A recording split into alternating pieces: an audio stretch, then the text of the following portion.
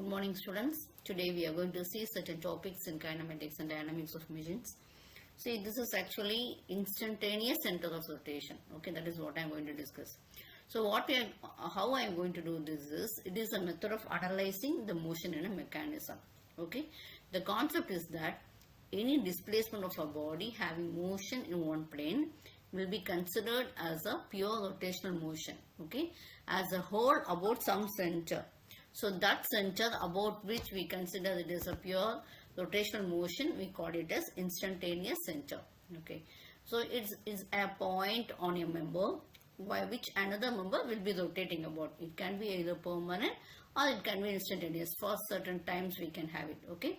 So instantaneous center is a point which is common between two members and the velocities will be equal. Okay, when you take it is in magnitude and directions, both it will be equal. So we can have two definitions for this instantaneous centers. It can be either fixed, it can be permanent. So it can not be even neither fixed nor permanent. Okay, so normally the first one we call it as a primary instantaneous center. The third type we call it as a secondary instantaneous centers and all.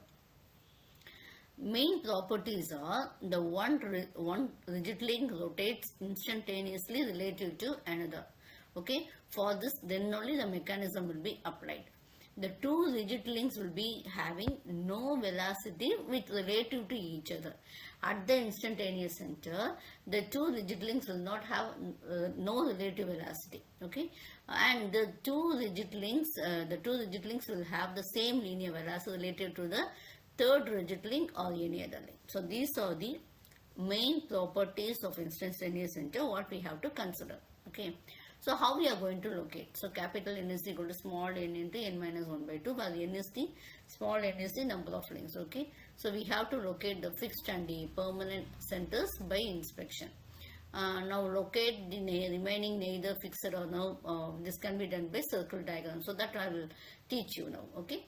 In the coming slides I will teach you, but this is the formula for this capital N is equal to small n into n minus 1 by 2. So this Kennedy's theorem is stating that if three bodies move relative to each other, they have three instantaneous centers, and those instantaneous centers will be lying on a straight line. You can see that it is lying on a straight line. This IBC, it is lying on a straight line.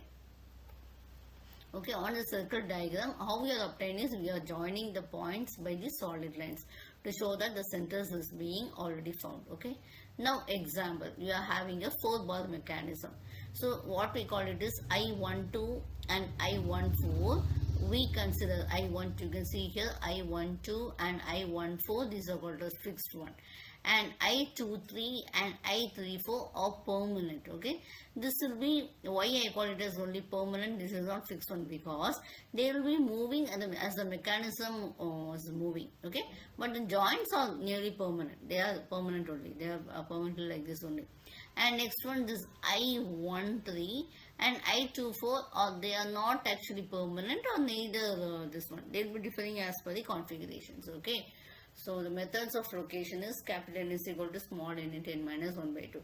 We know in a 4-ball mechanism actually, so capital N is equal to 4, we get the number of instantaneous centers will be 6. Okay, so we are making the list of the instantaneous centers. Since we have this 6 in number, we are counting how much instantaneous centers we are having, we are counting. Okay, so this we know very well. This one, some are permanent in nature, and I23, I44 are permanent instantaneous centers and all. Okay, so this I'm locating this I14, I02, I34, I23 and I23 and I24. Okay, so this I'm locating, and this we are locating the neither fixed nor permanent instantaneous centers by Kennedy's theorem, etc.